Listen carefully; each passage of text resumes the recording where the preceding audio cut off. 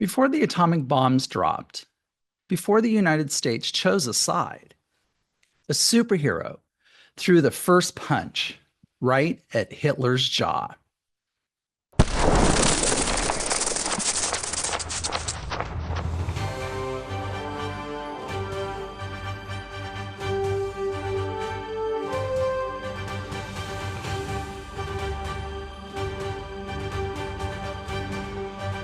Hey everyone, welcome to Lattes and Art, the podcast where creativity, culture, and a little caffeine collide. I'm your host, James William Moore. On today's episode, we're donning a cape and soaring into the world of activist art in an unexpected form, the golden age of comic books. We're talking about how Jewish creators, often sons of immigrants, outsiders in their own country, used superheroes like Superman, Captain America, and Wonder Woman to challenge fascism, fight for justice, and inspire resistance. All of this was before the United States officially joined the war. These weren't just for entertainment. These were bold acts of cultural defiance, inked in courage and distributed for a dime. So grab your favorite espresso drink, settle in, and join me as we flip through the pages of resistance, resilience, and righteous punches to the face of tyranny on today's episode. Ink and Outrage, the secret activist history of comic books.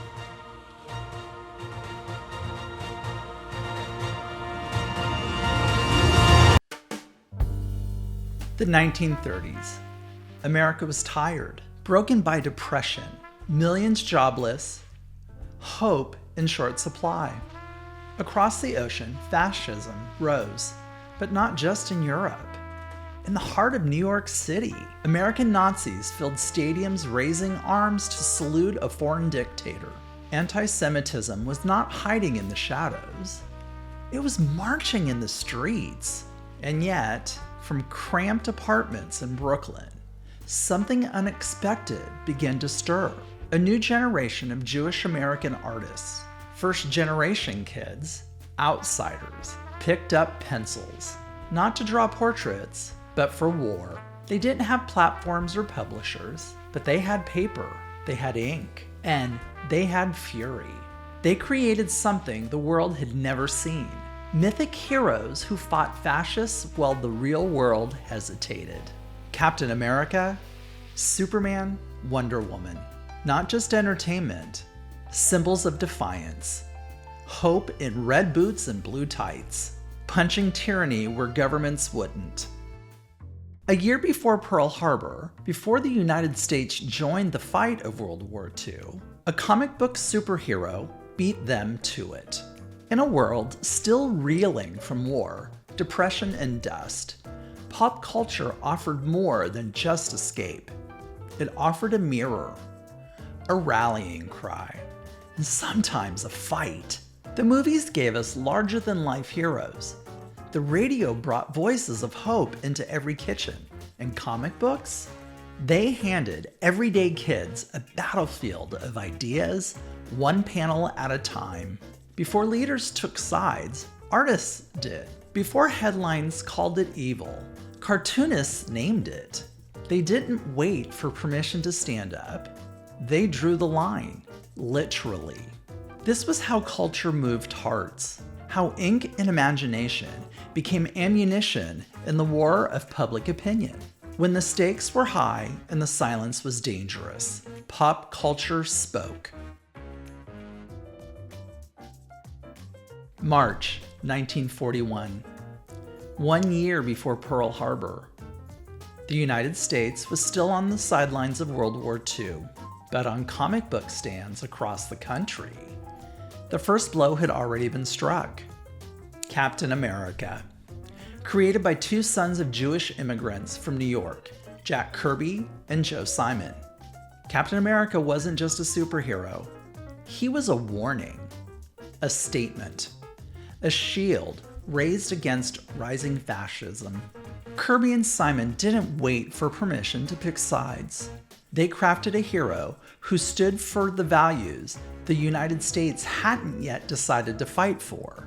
And when Captain America #1 hit shelves, it didn't just make waves, it drew fire. Nazi sympathizers right here in the US began threatening their creators by phone. Some even showed up at the Timely Comics office in Manhattan, demanding retribution. Jack Kirby? He didn't flinch. He stood up, walked to the door and said, "Tell them I'll rewrite down."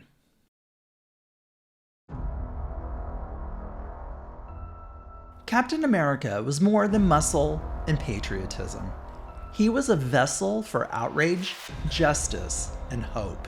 An emblem forged by two young Jewish men who saw fascism for what it was and refused to stay silent.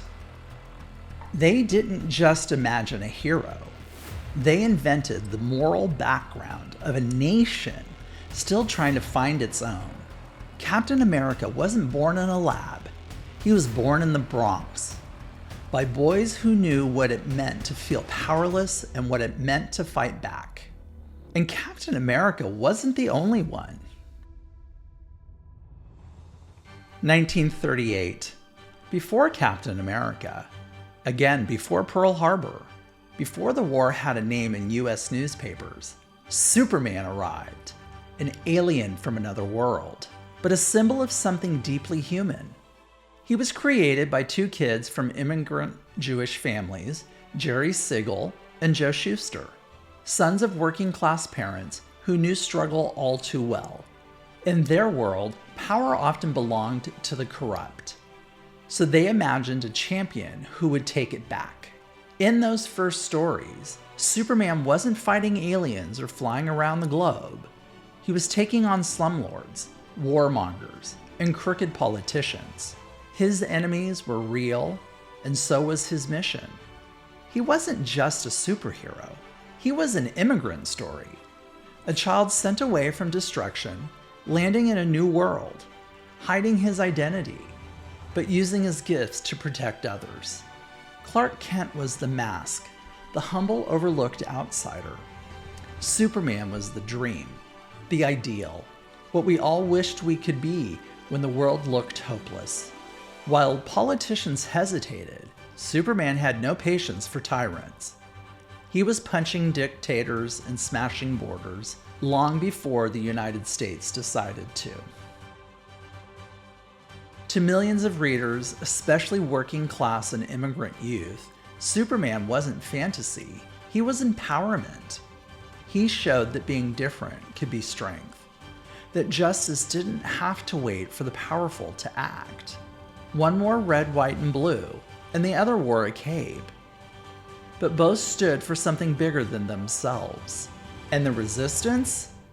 It was just getting started. 1941. Just as the United States entered World War II, a new kind of warrior stepped onto the page. Not in armor, not in a cape, but in red boots, a golden tiara, and an unbreakable lasso. Her name? Wonder Woman. Created by psychologist William Moulton Marston, Wonder Woman wasn't just another superhero.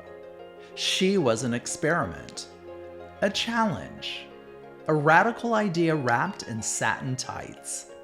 While Superman fought with might and Captain America with morale, Wonder Woman fought with truth. She smashed weapons of war, challenged toxic power, and showed boys and girls alike that strength didn't have to look like a clenched fist. She came from an island of warrior women, trained in justice and compassion. Her mission? To bring peace to a world torn apart by male-dominated violence. She did it with style, intellect, and a golden lasso that forced you to speak the truth. Wonder Woman became more than a comic. She was a symbol, appearing on war posters and nurse kits and factory murals, not just a mascot for patriotism, a feminist icon decades ahead of her time. To women, she was proof that heroes didn't need saving. To men, she was a challenge. Could strength look like empathy? Could peace be powerful? In a world flooded with violence, she offered something else: equity, courage, and conviction. She didn't just defeat villains, she redefined what it meant to be a hero.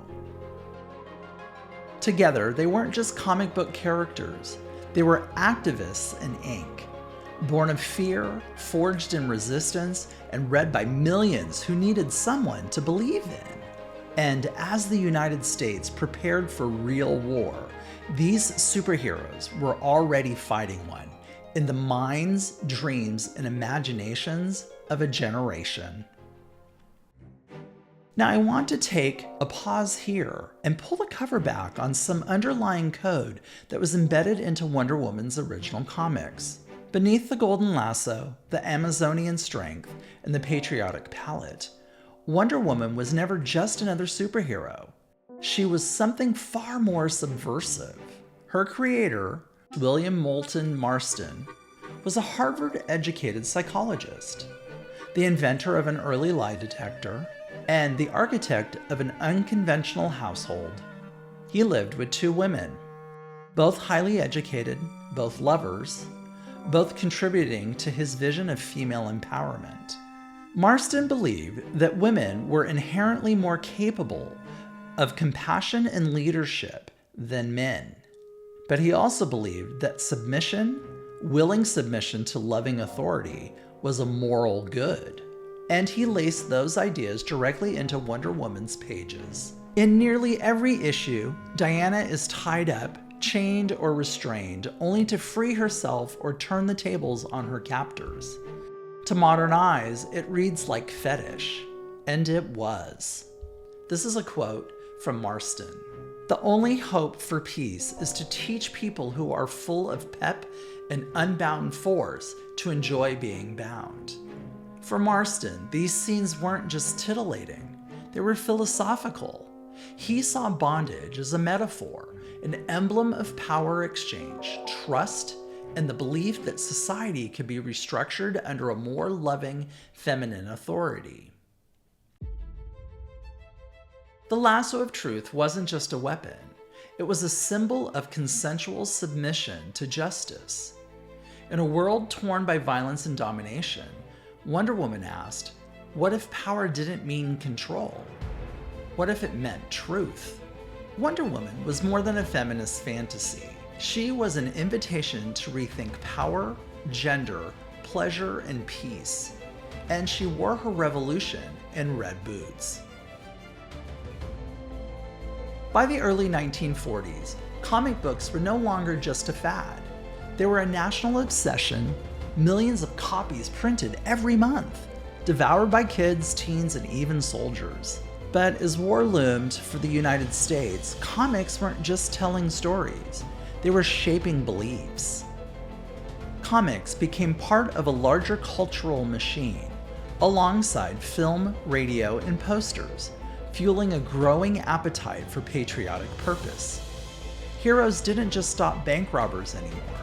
They stopped saboteurs, they fought Axis spies, they rallied readers to buy war bonds and conserve rubber. Superman urged citizens to be vigilant. Wonder Woman told girls that strength wasn't just for men. Captain America reminded everyone what was at stake: freedom, democracy, and decency. The line between heroism and propaganda? It started to blur. With this power came peril. Comics didn't just fight fascists. They sometimes reinforced ugly stereotypes. Japanese soldiers were drawn as monsters, Germans as buffoons, even allies like Russians or immigrants were flattened into caricatures. As their influence grew, comics faced backlash. Critics feared they were too violent, too political, too influential for young minds. And they were right. Comics were powerful. Because beneath the capes and catchphrases, they were asking readers to choose sides. And millions did. Kids didn't just read about battles. They acted out the stories on playgrounds, in classrooms, in letters to soldiers. The comics gave them a sense of agency, a sense that even they had a role to play in fighting injustice. To some, comics were just pulp and fantasy, but to others, they were morality tales, portable, accessible, and powerful. Super simplified, super serialized, and supercharged with meaning. Comics become the front line of culture, not by accident, by design. Long before Superman, Sword, or Captain America threw his punch, another art form was throwing its own punches. Not with fists, but with scissors, glue, and fury.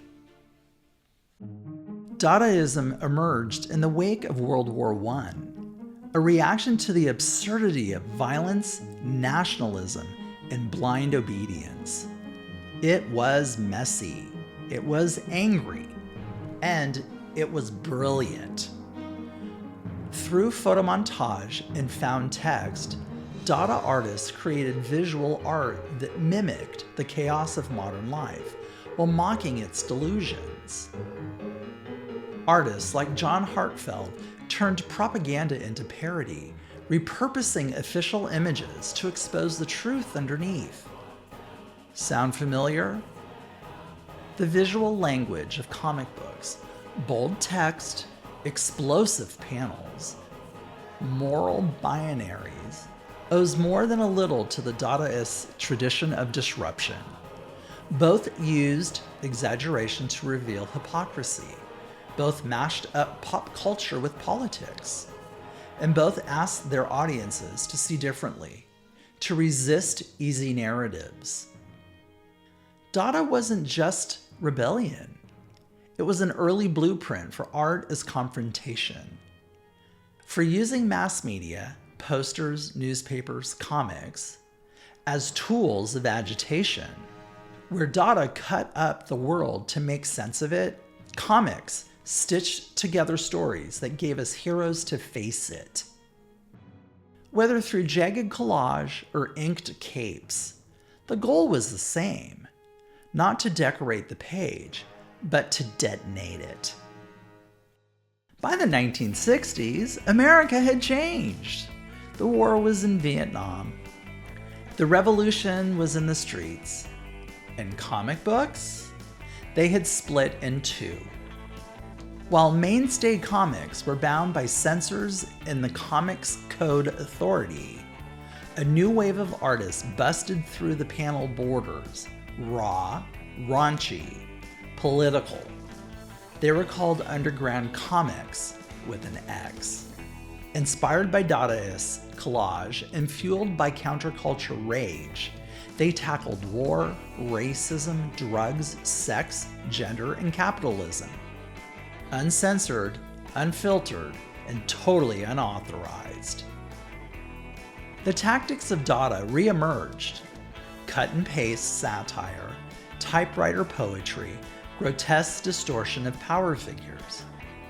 But now it was all stapled, photocopied, and passed hand to hand in head shops and dorm rooms. This wasn't just art, it was a cultural virus, spreading doubt, defiance, and dirty jokes with a razor-sharp point. By the late 70s and early 80s, the underground went even deeper. Punk zines, DIY, anti-establishment, often feminist, picked up the visual lineage of both comics and Dada. Grimy, crooked, loud. Pages screamed with urgency. No future, no borders, no bosses. The margins were speaking again, and this time they were armed with glue sticks and rage. And then, on the sides of buildings, in alleyways and abandoned spaces, a new prophet with a stencil emerged. Banksy. Like the Dadaists, like Kirby, he used the language of the streets to speak truth to power, fast, anonymous, satirical, viral. The tools had changed. Spray paint instead of pencil, Instagram instead of newsstands. But the goal was the same: expose the lie, celebrate the people, mock the tyrants. Today, the legacy lives on in the pages of graphic memoirs, webcomics, and intersectional heroes. Comics are still fighting the fight for racial justice, for gender equity, for trans visibility, for the climate, for the truth. And yes, kids are still reading them. From Dadaists in smoky cafes to teenagers scribbling zines in basements to superheroes smashing propaganda on the printed page, the artist's hand remains clenched, and it's still drawing. Ink is small, a drop, a smear, a whisper. But on the right page, in the right hands, it becomes a sword. For nearly a century, artists have used comic books and visual storytelling to do more than entertain. They've challenged tyranny, mocked power, and offered hope when hope felt in short supply. Their methods changed, from glue and scissors to pencils and panels, to paint and pixels, but the message stayed sharp. Art is not neutral. Art chooses. Art fights. And in a world still fractured by war, racism, climate collapse, and disinformation, we need that fight more than ever. Comic books, zines, murals, memes, they are the cultural kindling of resistance. And sometimes they're the only thing that cuts through the noise. Maybe you were inspired by Superman. Maybe you fantasized of being Captain America. Maybe you wanted to march side by side with Wonder Woman. Maybe your story is still waiting to be told. Ink alone doesn't change the world, but ink can change people. And people change the world. Whether you draw it, write it, stencil it, or wear it on your chest, never underestimate the power of an idea when it's inked in resistance and printed in truth. I'm James William Moore, and this has been Lattes and Art, presented by J Squared Atelier.